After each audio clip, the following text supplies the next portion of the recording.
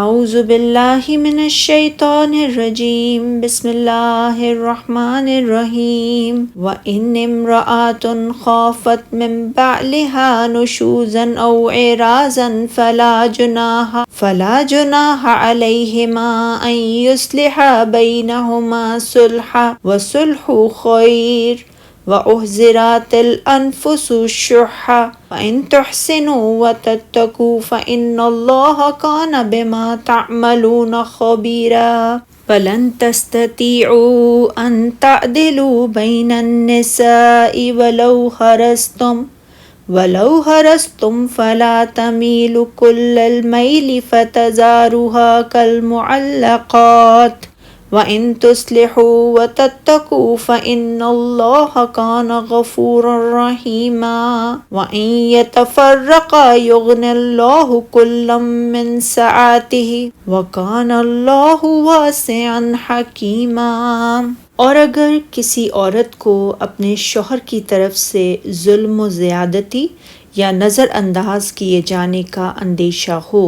تو ان دونوں پر کوئی گناہ نہیں کہ وہ آپس میں کسی طرح صلح کر لیں، اور صلح ہی اچھی ہے،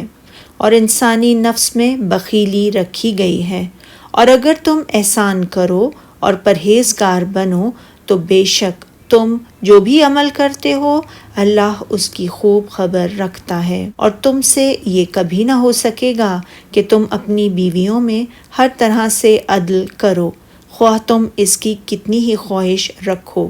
پھر تم کسی ایک کی طرف پوری طرح مائل نہ ہو جاؤ کہ دوسری کو بیچ میں لٹکتی چھوڑ دو۔ اور اگر تم اصلاح کا رویہ اختیار کرو اور پرہیزگار بنو تو اللہ بہت بخشنے والا نہایت رحم کرنے والا ہے۔ اور اگر وہ دونوں میاں بیوی ایک دوسرے سے الگ ہو جائیں تو اللہ اپنے فضل سے ہر ایک کو دوسرے سے بے نیاز کر دے گا، اور اللہ بڑی وسعت والا خوب حکمت والا ہے۔ اللہ تعالیٰ میاں بیوی کے حالات کے بارے میں آگاہ فرماتے اور شرعی احکام بیان کرتے ہوئے فرما رہا ہے،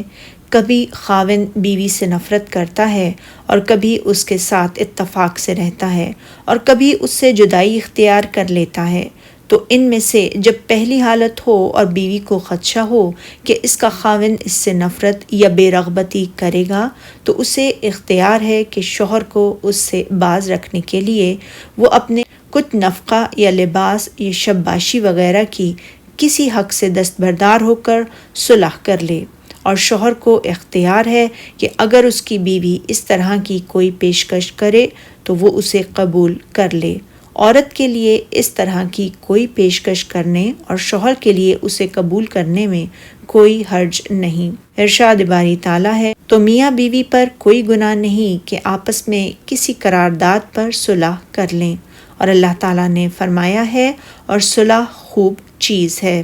یعنی صلح کر لینا جدائی اختیار کر لینے سے بہتر ہے، یعنی اختلاف کی صورت میں جدائی کے اختیار کر لینے سے صلح کر لینا بہتر ہے۔ امام ابو داؤد نے حضرت ابن عباس رضی اللہ تعالیٰ عنہ کی روایت کو بیان کیا ہے کہ حضرت سودا رضی اللہ تعالیٰ عنہ کو اندیشہ لاحق ہوا کہ رسول اللہ صلی اللہ علیہ وسلم انہیں طلاق دے دیں گے، تو انہوں نے عرض کی، اے اللہ کے رسول صلی اللہ علیہ وسلم، میرا دن عائشہ رضی اللہ تعالیٰ عنہ کو دے دیں مگر مجھے طلاق نہ دیں۔ تو آپ نے اسی طرح کیا، چنانچہ اس موقع پر یہ آیت نازل ہو گئی۔ اور اگر کسی عورت کو اپنے خاوند کی طرف سے زیادتی یا بے رغبتی کا اندیشہ ہو تو میاں بیوی پر کچھ گناہ نہیں۔ حضرت ابن عباس رضی اللہ تعالیٰ عنہ فرماتے ہیں، وہ دونوں جس چیز پر بھی صلح کر لیں وہ جائز ہے۔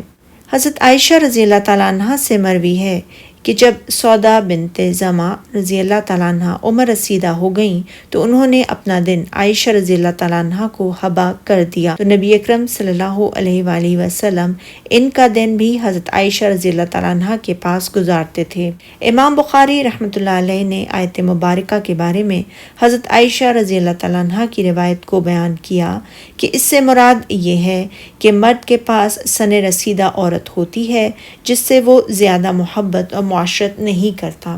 بلکہ اسے الگ کر دینا چاہتا ہے۔ تو وہ یہ کہتی ہے میں اپنے نان نفقہ اور تقسیم وغیرہ کے معاملے میں تجھے مکمل اختیار دیتی ہوں، یعنی تو مجھے کسی بھی صورت طلاق نہ دے۔ چنانچہ اس کے بارے میں یہ آیت نازل ہوئی ہے۔ علی بن ابو طلحہ نے حضرت ابن عباس رضی اللہ تعالیٰ عنہ سے روایت کیا، شوہر اگر بیوی کو یہ اختیار دے کہ اگر وہ چاہے تو اس کے پاس رہے اور اگر چاہے تو علیحدگی اختیار کر لے، یہ اس سے بہتر ہے کہ شوہر اسی پر اصرار کرے کہ وہ دوسری بیوی کو ترجیح دیتے ہوئے اسے طلاق دے دے گا۔ لیکن آیت سے بظاہر یوں معلوم ہوتا ہے کہ اس کے معنی یہ ہیں کہ دونوں کو اس بات پر صلح کر لینا کہ بیوی اپنے بعض حقوق ترک کر دے گی اور شوہر اس کی اس پیشکش کو قبول کر لے گا۔ یہ کلیتاً جدائی اختیار کرنے سے بہتر ہے، جیسا کہ نبی اکرم صلی اللہ علیہ وآلہ وسلم حضرت سودا رضی اللہ تعالیٰ عنہ کے ساتھ یہ معاملہ طے کر لیا تھا کہ وہ اپنا دن حضرت عائشہ رضی اللہ تعالیٰ عنہ کے لیے وقف کر دیں گی اور آپ انہیں طلاق نہیں دیں گے اور وہ بدستور ازواج مطہرات میں شمار رہیں گی۔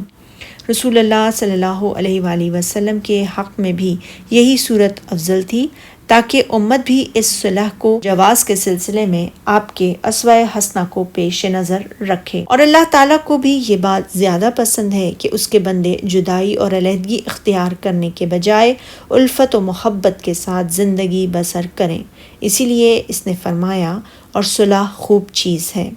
جبکہ طلاق اللہ سبحانہ و تعالیٰ کے نزدیک انتہائی ناپسندیدہ چیز ہے۔ اور ارشاد باری تعالیٰ ہے، اور اگر تم نیکوکار اور پرہیزگاری کرو گے تو اللہ تمہارے سب کاموں سے واقف ہے، یعنی اگر تم بیوی کو ناپسند کرنے کے باوجود اپنے پاس ہی رکھو اور صبر کرو اور اسے وہ تمام حقوق عطا کر دو جو اس کی طرح کی عورتوں کے ہوں،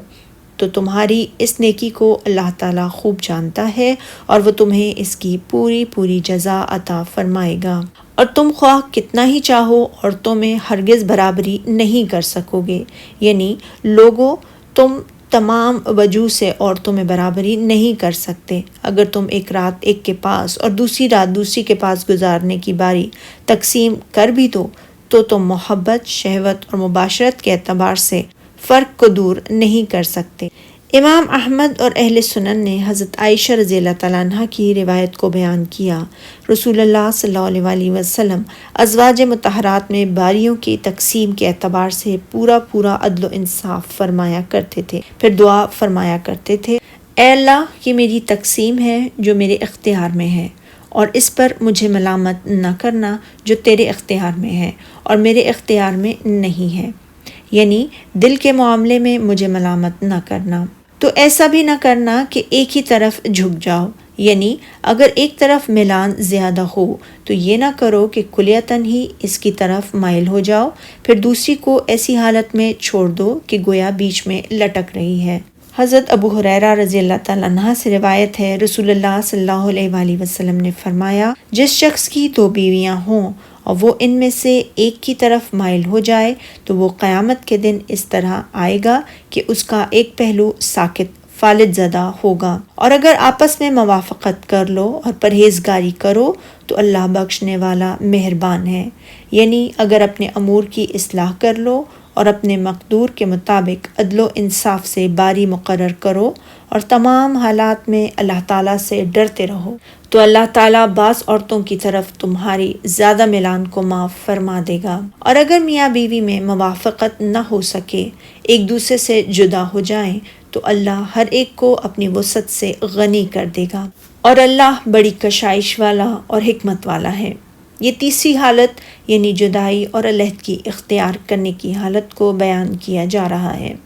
چنانچہ اللہ تعالیٰ نے فرمایا ہے، جب دونوں ایک دوسرے سے جدا ہو جائیں گے تب اللہ تعالیٰ دونوں کو ایک دوسرے سے بے نیاز کر دے گا، یعنی اللہ تعالیٰ بہت فضل فرمانے والا ہے اور عظیم احسان فرمانے والا ہے،